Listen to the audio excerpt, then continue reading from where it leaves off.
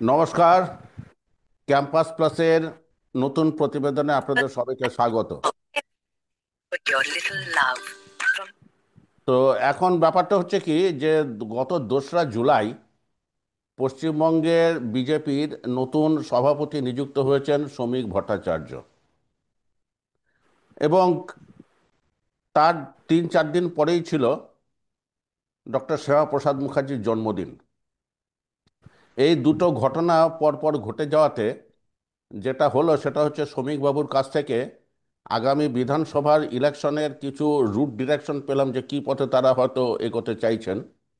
তিনি 3-4টে কথা বলেছেন, তার মধ্যে গোটা 2-3 ভেরি ইম্পর্ট্যান্ট, এবং সেটা আমরা এখন ডিসকাস করব। কিন্তু তার মধ্যে একটা ব্যাপারে আমরা একটু বেশি জোর দেব। প্রথম কথা, তিনি বলেছেন সার্বিক একটা অপোজিশন ইউনিটি হওয়া দরকার, ওটা পরে আলোচনা করা যাবে। 2 নম্বর হচ্ছে যে এইখানে পশ্চিমবঙ্গে এমন একটা অবস্থার সৃষ্টি হয়েছে যেখানে ফান্ডামেন্টালিজম চূড়ান্ত ধরনের রূপ ধারণ করেছে। সেটা একটা পরবর্তী ইস্যুতে আমরা সেটা ডিসকাস করব। যেটা মোস্ট ইম্পর্ট্যান্ট ফ্যাক্টর যেটা তিনি তুলেছেন সেটা হচ্ছে যে আমাদের পূর্ববর্তী মুখ্যমন্ত্রী জ্যোতি বসু দলীয় লাইন উপেক্ষা করে 1946 সালের 20শে জুন বঙ্গীয় যে অ্যাসেম্বলি, তাতে তিনি বঙ্গভঙ্গের সমর্থনে ভোট দিয়েছেন। তার এই যে হঠাৎ এই যে ইতিহাসের প্রতি এই যে আকর্ষণটা, তার ব্যাপারটা সহজবোধ্য, কিন্তু যেটা মানুষের জানতে চাইছে যে জ্যোতি বসু দুটো ফ্যাক্টর তিনি তুলে ধরেছেন। এক হচ্ছে তিনি জ্যোতি বসু দলীয় লাইন উপেক্ষা করেছেন এবং এই বঙ্গভঙ্গের পক্ষে মত দিয়েছেন। তা শ্রমিক ভট্টাচার্যের উদ্দেশ্য সম্পর্কে কোনো রকম সন্দেহ থাকার প্রয়োজন নেই, আমাদের নেইও। কিন্তু ব্যাপারটা হচ্ছে কি, আরও অনেকেই এই বিতর্কে যোগদান করেছেন, কিন্তু আমার মনে হয়েছে যে এ ব্যাপারে সবথেকে ভালো তথ্য তার কাছ থেকেই জানা যাবে যিনি এ ব্যাপারে রীতিমতো বহুদিন গবেষণা করেছেন। তিনি আজকে আমাদের মধ্যে আছেন, ডক্টর সঞ্চিতা সান্যাল। ইনি আশুতোষ কলেজে রাষ্ট্রবিজ্ঞানের অধ্যাপিকা, এবং বিশেষত জ্যোতি বসুর ব্যাপারে তিনি অনেক গবেষণা করেছেন এবং তার পিএইচডিও জ্যোতি বসুর ওপরে।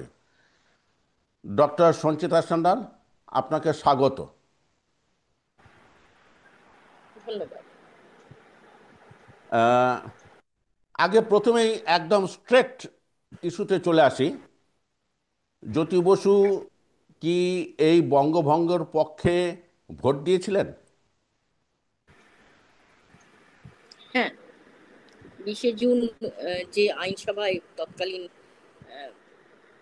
ওয়েস্ট বেঙ্গল তৎকালীন যে বাংলার প্রাদেশিক আইনসভা, সেখানে যে ভোট হয় 3 দফায়, সেখানে দ্বিতীয় দফায় যে ভোটটি নেওয়া হয় সরাসরি সেখানে যে রেজলিউশন ছিল, সেই রেজলিউশনে জিজ্ঞেস করাই হয়েছিল যে Bengal legislative assembly as to whether the province of Bengal should be partitioned or not. সেই বলা হয়েছিল যে যারা এর পক্ষে তারা হ্যাঁ বলবেন, যারা বিপক্ষে তারা না বলবেন।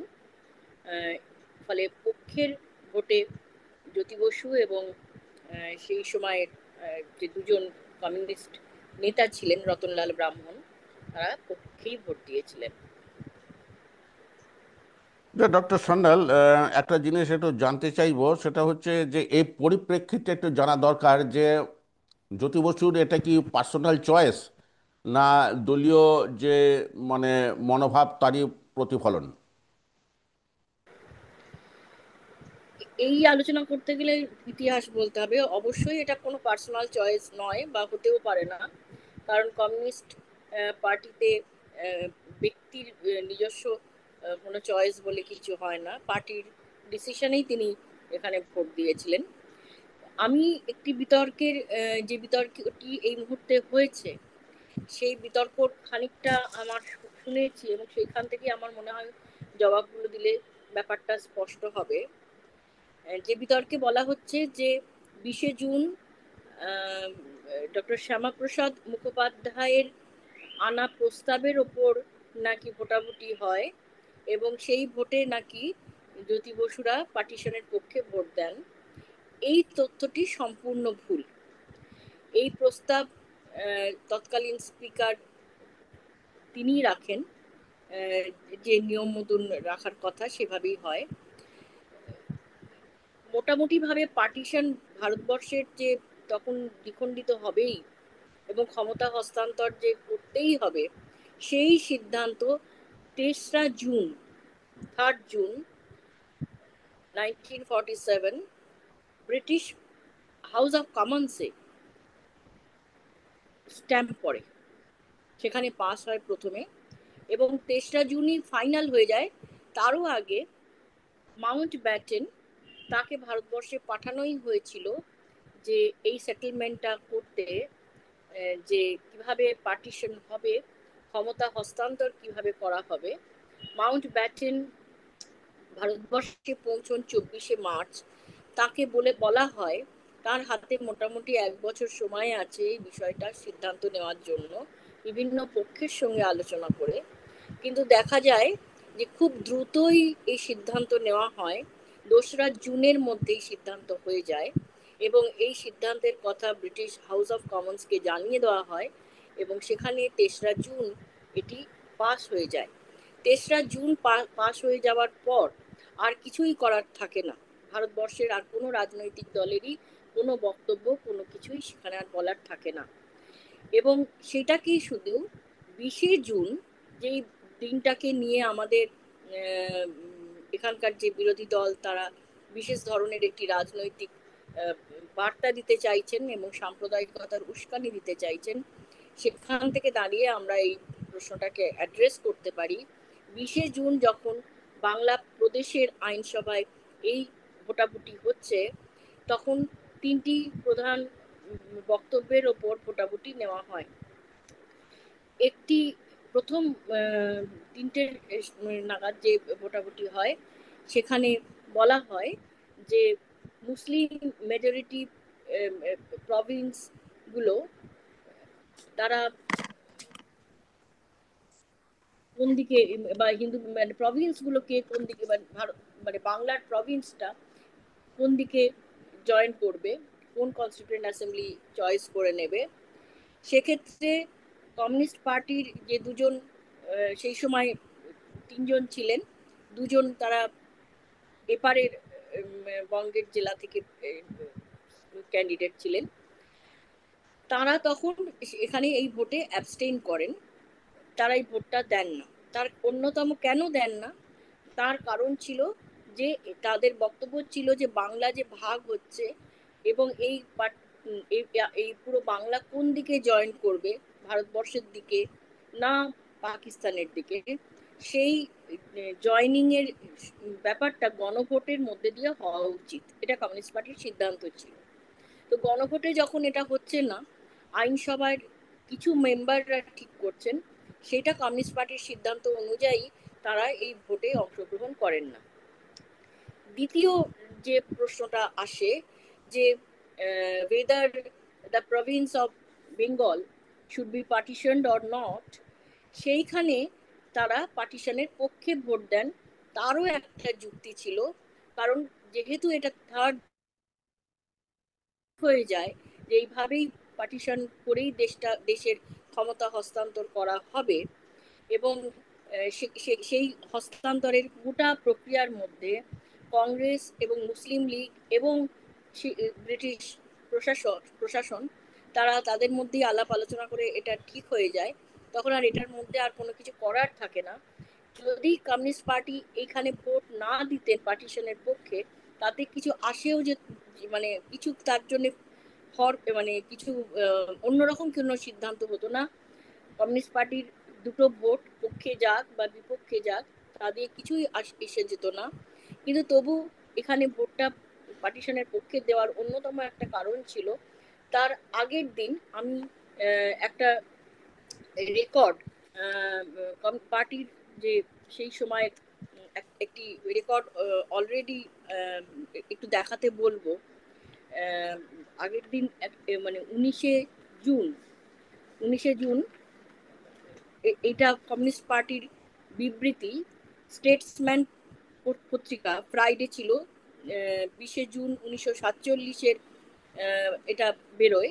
কিন্তু 19শে জুনই স্টেটসম্যান পত্রিকায় বেরিয়ে গেছিল যে কেন কমিউনিস্ট পার্টি এই ভোট দানে মানে পার্টিশনের পক্ষে তারা ভোট দিতে চাইছেন।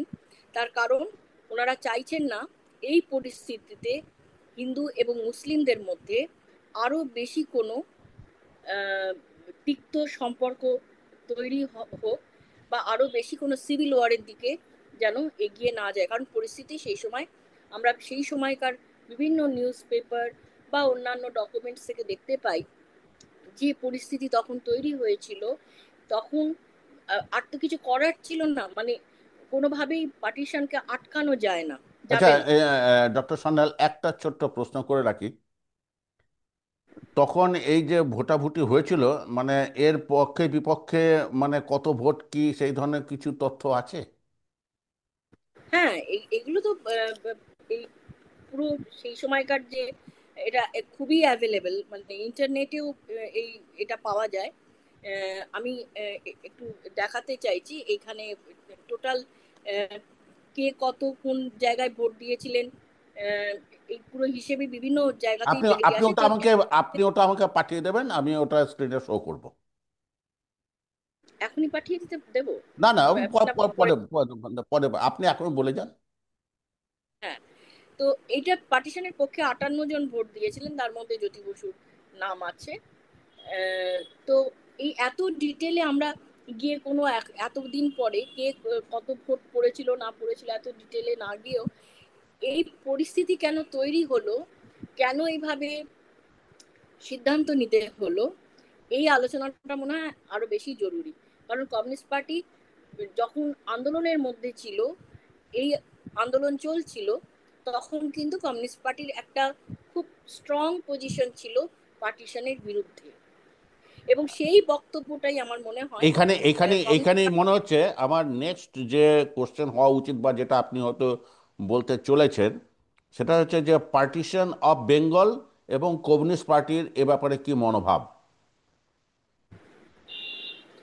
হ্যাঁ, এইটাই মূল আলোচনা হওয়ার কথা। সেখান থেকেই পরিষ্কার হয়ে যাবে যে শ্যামাপ্রসাদ মুখোপাধ্যায় আনা বা হিন্দু মহাসভার কোনো প্রস্তাবের পক্ষে কমিউনিস্ট পার্টি সেই সময় যাননি। তাদের এই ভোট, তারা যে ভোটে অংশগ্রহণ করেছিলেন সেটা সম্পূর্ণ তাদের নিজেদের সেই সময়ের পরিস্থিতিতে দাঁড়িয়ে নেওয়া সিদ্ধান্ত। এবং এখানে আমি একটু অংশ একটু পড়ে দিচ্ছি। জ্যোতি বসুকে নিয়েই যেহেতু এই অংশটা এই আলোচনাটা বা বিতর্কটা তৈরি হয়েছে, নিশ্চিত। জ্যোতি বসু লিখছেন তার আত্মজীবনীতে যে দেশ বিভাগের প্রশ্নে আমাদের পার্টির কি নীতি ছিল তা এখন বলা দরকার। আগেই বলেছি পার্টি দেশ বিভাগের বিরোধিতা করেছিল, কিন্তু এর প্রতিরোধ করার মতো শক্তি ও প্রভাব পার্টির ছিল না। ভারতে তখন আমাদের পার্টি তৃতীয় বৃহত্তর শক্তি হলেও কংগ্রেস ও মুসলিম লীগের তুলনায় আমাদের শক্তি খুবই দুর্বল ছিল। আমাদের প্রতিবাদ ও বিরোধিতা সত্ত্বেও দেশ যখন সত্য সত্যই বিভক্ত হলো, তখন এই বাস্তবকে, এইখানে খুব ইম্পর্টেন্ট এই লাইন, এই বাস্তবকে স্বীকার করে নেওয়া ছাড়া আমাদের পার্টির সামনে আর কোনো বিকল্প ছিল না। এই যে লাস্ট লাইনটা, যে এই বাস্তবটাকে তারা মানতে বাধ্য হয়েছিলেন, কিন্তু তার মানে এই নয় যে তারা কোনো প্রতিরোধ বা তাদের কোনো বিরোধিতা ছিল না এই বিভাজনের প্রশ্নে।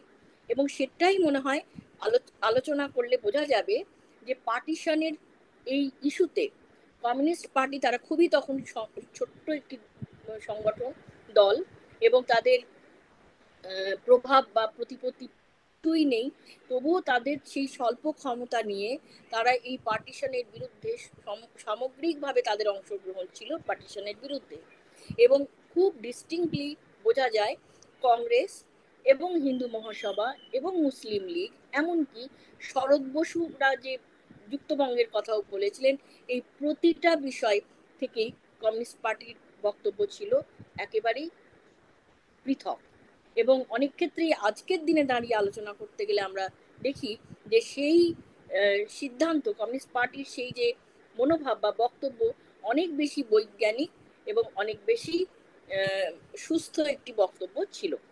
তা এখন এই বক্তব্যটি কি ছিল? দেখা গেল মানে এই সময় যে আলাপ আলোচনাগুলো চলছিল প্রায় 1935-36 সাল থেকেই ভারত, মানে আমাদের বাংলায়, তখন আমাদের আনডিভাইডেড বেঙ্গল, সেখানে যে আলাপ আলোচনাগুলো চলছিল মূলত মুসলিম লীগ তারা পার্টিশন চাইছিলেন। কংগ্রেসও পরবর্তীকালে প্রথম দিকে পার্টিশন চায়নি, একেবারে পুরোপুরি তাদের এটাই ছিল, সিদ্ধান্ত ছিল। আর হিন্দু মহাসভা তারা বাংলা ভাগ, সরাসরিভাবে বাংলা ভাগ চেয়েছিল।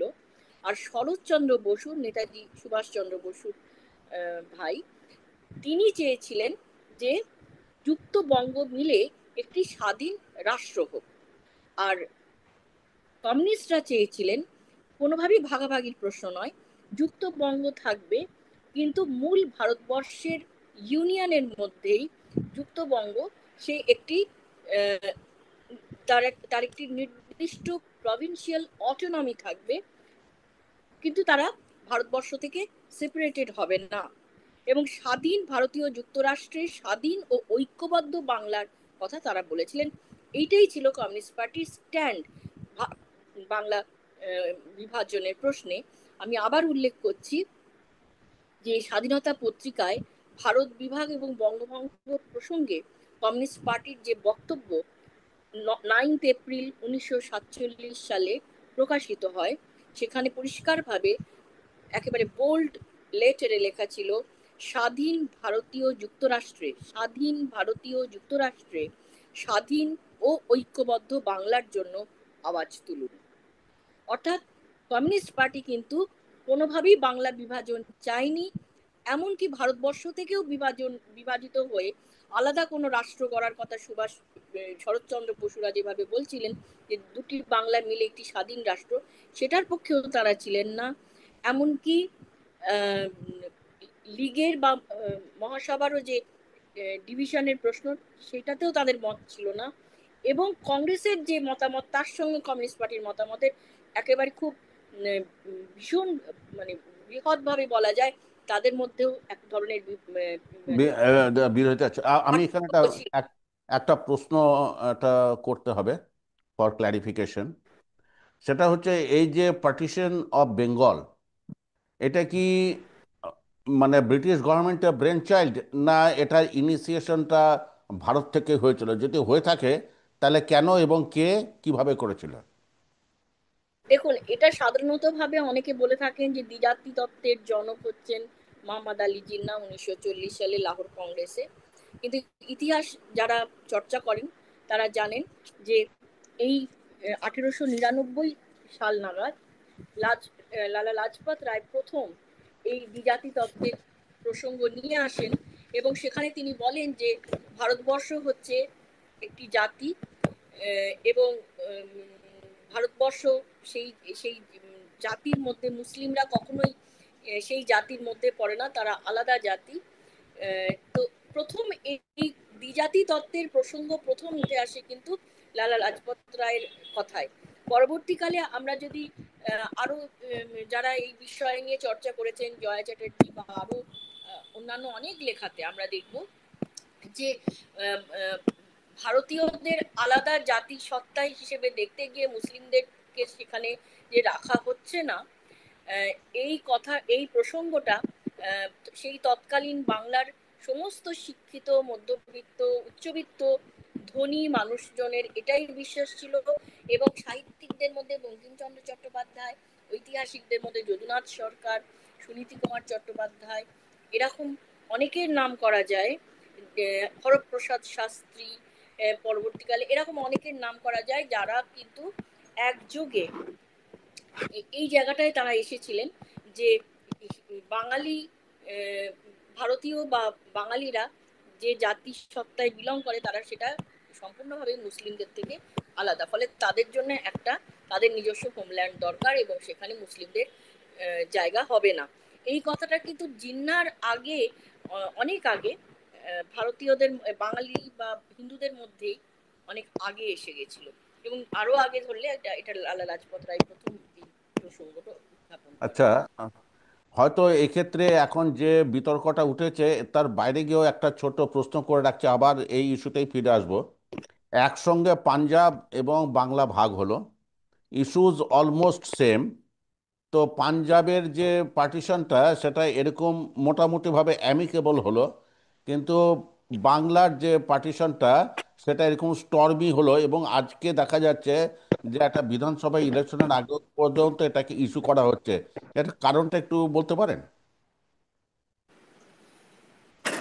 তার কারণ হচ্ছে যে এখানে আহ, হিন্দু মহাসভা 1939 সাল থেকে মোটামুটি ভাবে যেটা দেখা যায়, সাভারকার আসেন পশ্চিম আমাদের বাংলাতে। তার আসার পর এবং 39 সালে সাভারকার আরেকটু এক বছর আগে এসেছিলেন, 39 সালে শ্যামাপ্রসাদ মুখোপাধ্যায় হিন্দু মহাসভায় যোগদান করেন। তারপর থেকেই বাংলার রাজনীতিতে এই বাংলা ভাগ হওয়াকে কেন্দ্র করে হিন্দু মুসলিম দ্বন্দ্বটা এরম জায়গায় নিয়ে যাওয়া হয়। এবং আমরা শ্যামাপ্রসাদ মুখোপাধ্যায়কে নিয়ে যখন বিশেষভাবে আলোচনা করব বা কখন এই এরকম অনেক তথ্য অনেকের স্মৃতিকথায় পাওয়া যায়। এখন আরো একটা কথা হচ্ছে যে শ্যামাপ্রসাদ মুখোপাধ্যায় এরকমটা করলেন কেন, সেই আলোচনায় যেতে গেলে দেখা যাবে যে শ্যামাপ্রসাদ মুখোপাধ্যায় এমন একটি সময় বাংলার রাজনীতিতে যোগদান করেছিলেন যখন এক ধরনের শূন্যতা চলছিল। কারণ সেই সময় সুভাষচন্দ্র বসু, তিনি কংগ্রেস থেকে, তার সঙ্গে কংগ্রেসের মত দ্বৈততা তৈরি হয়, তিনি বেরিয়ে আসেন। এবং তার আগে চিত্তরঞ্জন দাস মারা গেছেন, ফলে হিন্দু মুসলিম প্রশ্নে যে বেঙ্গল প্যাক্ট এগুলো বাতিল হয়ে গেছে। কংগ্রেস সেই সময় আমরা সেই সময়কার রেকর্ডে দেখতে পাই যে সুভাষচন্দ্র বসু বাংলায় এতই জনপ্রিয়তা ছিল তার, যে কংগ্রেস এখানে অনেক বেশি দুর্বল হয়ে পড়ছিল এবং কংগ্রেসের সদস্য সংখ্যা ভীষণভাবে কম ছিল, তার রেকর্ডও আমাদের কাছে আছে। তো এরম একটা ভোলাটাইল সিচুয়েশনে শ্যামাপ্রসাদ মুখোপাধ্যায়কে, শ্যামাপ্রসাদ মুখোপাধ্যায় হয়তো সেভাবে কোনোভাবেই রাজনীতির লোক ছিলেন না, কিন্তু তিনি সেই সময় স্বরাজ্য দল, তার আগে মানে 29 বা 30 সালের পর থেকে স্বরাজ্য দলের সাথে, মানে দেশবন্ধু চিত্তরঞ্জন দাসের স্বরাজ্য দলের সাথে তার একটি যোগাযোগ ছিল। তিনি কলকাতা বিশ্ববিদ্যালয়ের আসনে স্বরাজ্য দল থেকেই অ্যাসেম্বলিতে প্রতিনিধিত্ব করতেন।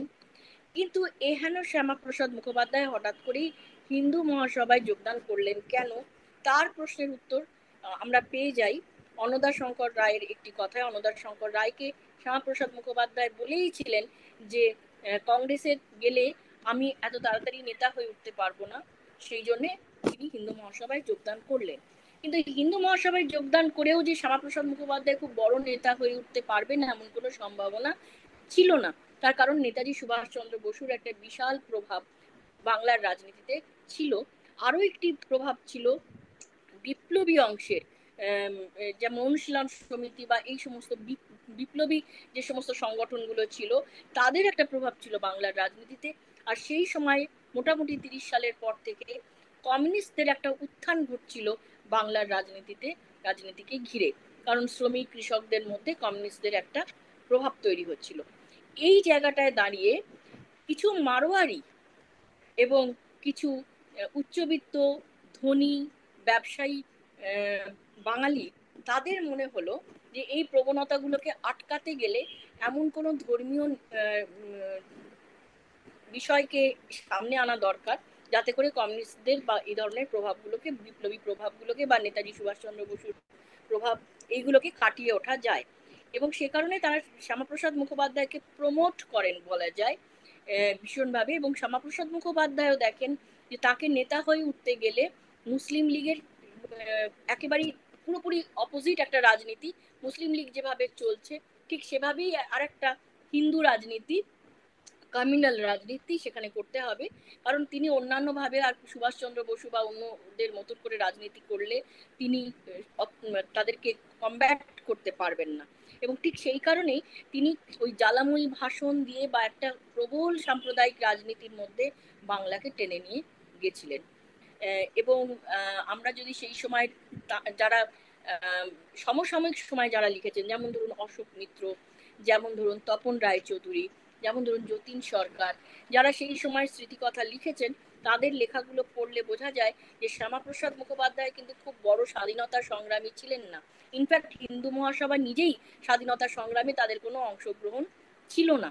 কিন্তু তা সত্ত্বেও তাদের এখন যেটা আমরা দেখতে পাচ্ছি যে যেহেতু স্বাধীনতা সংগ্রামে তাদের কোনো অংশগ্রহণ ছিল না, তাদের কোনো সংগ্রামী নেতা তারা তুলে নাম করতে পারেন না, তখন এখন তারা এই ধরনের একটা মিথ তৈরি করছেন। যেমন শ্যামাপ্রসাদ মুখোপাধ্যায় সম্পর্কে কতগুলো মিথ তৈরি করা হচ্ছে যে শ্যামাপ্রসাদ মুখোপাধ্যায় একজন বিরাট নেতা ছিলেন বাঙালি হিন্দুদের, তা কিন্তু নয়।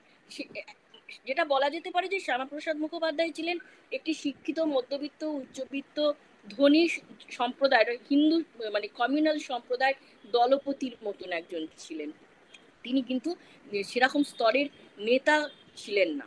তাকে আজকে এই বিজেপি অনেকটা একটা মিথের মধ্যে এনে বা একটা তাদের নেতা দরকার বাংলার স্বাধীনতা আন্দোলনের সময়, এই কথা তারা এটা তৈরি করছে। কিন্তু এমন কোন নেতৃত্ব, শ্যামাপ্রসাদের নেতৃত্বের কথা আমরা সমসাময়িক লেখাতে, তার সমসময় যারা লেখালেখি করেছেন, কোনো জায়গায় শ্যামাপ্রসাদের কথা আমরা খুব ডিটেলে পাই না। পরবর্তীকালে এখন অনেক বই বেরোচ্ছে, সেখানে তো অনেক রকম তথ্যর ভান্ডার তৈরি করা হচ্ছে, ইতিহাসের তথ্যকে ডিস্টর্টও করা যায় আমরা জানি, সেইভাবে এক ধরনের ইতিহাস তৈরি লেখা হচ্ছে বা তৈরি করা আচ্ছা, হচ্ছে। কিন্তু ডক্টর সান্যাল, একটা এখানে আরেকটা মনে হচ্ছে একটু রেলিভেন্ট একটা প্রশ্ন করতে হচ্ছে।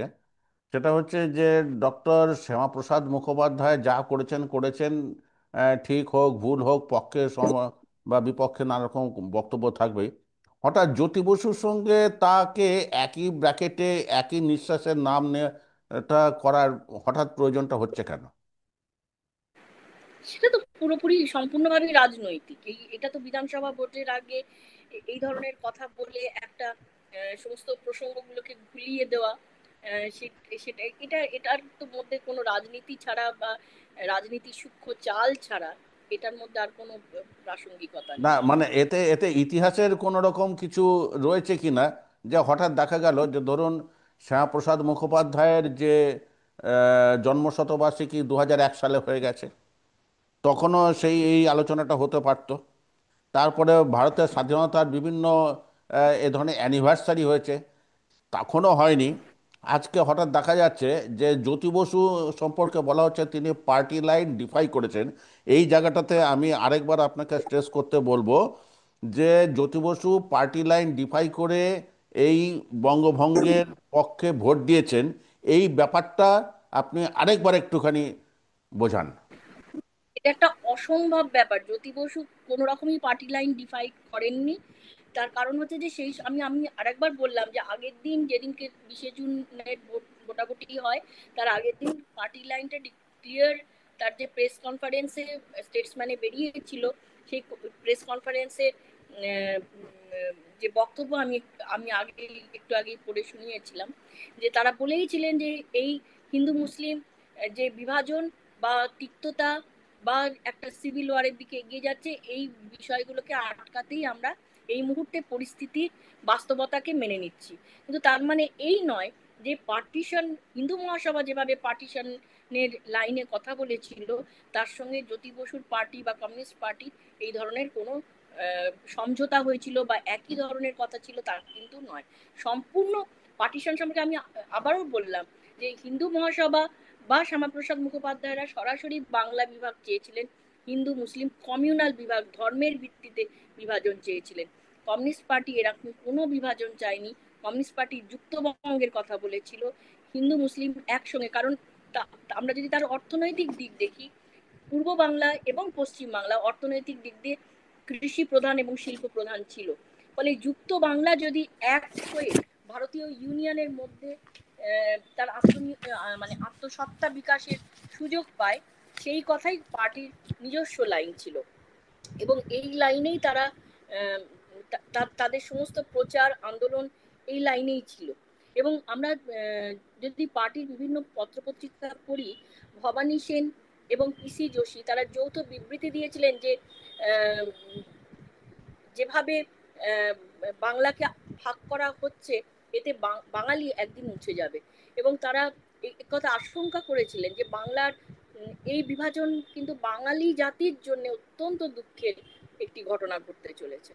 এবং আজকে আমরা সেটা দেখতেই পাচ্ছি। আজকে ধরুন বাংলা কথা বললে নাকি তাকে বাংলাদেশি বলে অন্য রাজ্য থেকে তাড়িয়ে দেওয়া হচ্ছে। আজকে বাঙালিকে কিন্তু বাঙালি কোনোদিনও ধর্মের ভিত্তিতে আলাদা হতে চায়নি। যদি বাংলার সাধারণ মানুষের বয়ানগুলো আমরা বিভিন্ন পার্টিশন লিটারেচারের মধ্যে দেখি, কৃষকরা, শ্রমিকরা, সাধারণ বিত্তহীন মানুষ, তারা কোনোদিনও ধর্মের ভিত্তিতে পার্টিশন সাধারণ মানুষ চাননি। এটা সম্পূর্ণভাবে ওপর থেকে মুসলিম লীগ এবং হিন্দু মহাসভা এবং কংগ্রেস, তাদের, যদিও কংগ্রেস প্রথম দিকে পার্টিশন চায়নি, কিন্তু এই দুটো দিক, মুসলিম লীগ এবং হিন্দু মহাসভা, তারা কিন্তু প্রতিনিধিত্ব করছিল জমিদার, জোরদার, উচ্চবিত্ত শ্রেণী, মধ্যবিত্ত, শিক্ষিত শ্রেণীর। এবং তারাই পার্টিশনের দামামাটা বাজিয়ে দিয়েছিল। এবং সেই লাইনেই পরবর্তীকালে সাধারণ মানুষকে উত্তপ্ত করে তোলা হয়েছিল এই সাম্প্রদায়িক প্রশ্নে। কিন্তু বাঙালি সাধারণ বাংলাভাষী মানুষ, তাদের কাছে কিন্তু ধর্মের এই বিভাজন খুব গুরুত্বপূর্ণ ছিল না। ইভেন তপন রায়চৌধুরী লিখেছেন যে এই যেটা গ্রেট ক্যালকাটা কিলিং বলা হয়, 16ই আগস্টের ঘটনার আগে পর্যন্ত বাঙালি বিশ্বাসই করতো না, মানে বাংলাভাষী মানুষ দুই প্রান্তেরই, দুই অঞ্চলেরই, তারা বিশ্বাসই করতেন না যে বাংলা ভাগ হতে পারে। না, এটা আপনাকে এই যে প্রশ্নগুলো করলাম, এর পেছনে দুটো, আমি দর্শকদের সুবিধার জন্য আমি দুটো কোট আমি এখানে তুলে ধরছি। একটা হচ্ছে PTI, press trust of India, তাদের 6 জুলাইয়ে রিপোর্ট করছে যে আমাদের যে রাজ্যের বিজেপি প্রধানকে কোট করে, west Bengal has a regime which patronises radical elements which were trying to bring back pre partition violence. এটা হচ্ছে একটা। আর সেকেন্ড হচ্ছে টাইমস অফ ইন্ডিয়াতে 7 জুলাই একইভাবে বলছে, referring to the vote on partition in the Bengal legislative assembly on June 20, 1947, Bhattacharya said Basu had defied the party line. এই যে এই যে ব্যাপারগুলো, এটার উপর ভিত্তি করে কিন্তু আপনাকে এই প্রশ্নগুলো করা, এবং এটা এইগুলো হচ্ছে। হ্যাঁ, বলুন। না, কোনোভাবেই, আমি তো বারবার বলছি, কোনোভাবেই পার্টির লাইন ডিফাই করা হয়নি। জ্যোতি বসুরা যখন যেদিন ভোট দিচ্ছেন, তার আগের দিন পার্টি প্রেস কনফারেন্সে ওই লাইনটাই নিচ্ছে, যে কারণে যে বাস্তবতাটাকে মেনে নিতে হবে। আমি একটুখানি একটা ছোট্ট স্বাধীনতা পত্রিকায় সেই সময় বেরিয়েছিল একটা রিপোর্ট, সেখানে বলি, মাউন্ট ব্যাটেন জনসাধারণকে তাহা জানিবার অধিকার দেন নাই, কেন পার্টিশন হচ্ছে। আইনসভার বাইরে গণভোটের ব্যবস্থা করেন নাই, গণপরিষদে কোনো সদস্য বক্তৃতা করিবারও কোনো সুযোগ পান নাই, চারিপাশের পুলিশ ও মিলিটারি সতর্ক পাহারার মধ্যে বাংলাকে ভাগ করা হইয়াছে। এবং এই যে বাংলাকে ভাগ করা হয়েছে, এটা টোটালি ব্রিটিশের প্ল্যান অনুযায়ী হয়েছে। এবং সেখানে মহাসভা এবং লীগ, তারা ভীষণভাবে যুক্ত ছিল। এটা কোনোভাবেই কমিউনিস্ট পার্টির সিদ্ধান্ত ছিল না। কমিউনিস্ট পার্টি সেই দিন ভোট দিতে বাধ্য হয়েছিল। বাধ্য হওয়াটার মানে, তারা যে বাধ্য না, মানে ভোট দিয়েছিল, তার কারণটা জ্যোতি বসু তার যে আত্মজীবনী সেখানে লিখেছেন যে আমাদের প্রতিবাদ বিরোধিতা সত্ত্বেও সত্যই বিভক্ত যখন হলো বাংলা, তখন এই বাস্তবতাকে স্বীকার করে নেওয়া ছাড়া আমাদের সামনে আর কোনো উপায় ছিল না, কারণ তাদের ভোটে কিছু এসে যেত না। এই বাস্তবতাটাকে তারা জাস্ট স্বীকার করেছিলেন যে তখন পার্টিশন না করলে আর কিছু নেই। তবে এখানে মাথায় রাখতে হবে, এই পার্টিশনের এই প্রস্তাবনা কিন্তু লেজিসলেটিভ অ্যাসেম্বলিতে সেই সময় শ্যামাপ্রসাদ মুখোপাধ্যায় আনেননি, বা শ্যামাপ্রসাদ মুখোপাধ্যায় আনা কোনো প্রস্তাবের উপরে ভোটাভুটি হয়েছে এবং সেই ভোটে জ্যোতি বসু সমর্থন করে ভোট দিয়েছেন, এমন কোনো ঘটনা ঘটেনি। এই এই প্রচার যদি করা হয়, এটা সম্পূর্ণভাবে ইতিহাসকে ডিস্টর্ট করা হচ্ছে। আপনাকে অশেষ ধন্যবাদ। প্রথম কথা হচ্ছে যে এই যে এতগুলো যে ইনফরমেশন এবং উইথ এক্সপ্লেনেশন যেটা আপনি দিলেন, আশা করা যায় যে যারা এই বিতর্কে একটুখানি উৎসাহী বা জানতে আগ্রহী, তারা এখান থেকে অনেক ইনপুট পাবেন এবং তারা তাদের মতো করে সিদ্ধান্ত করবেন। আপনাকে অশেষ ধন্যবাদ জানিয়ে আজকের এই কথাবার্তা শেষ করছি, এবং পরবর্তীকালে অন্য কোনো ইস্যুতে আপনার সঙ্গে আবার কথা বলবো এই আশা রেখে এই এপিসোডটা এখানে শেষ করছি। নমস্কার।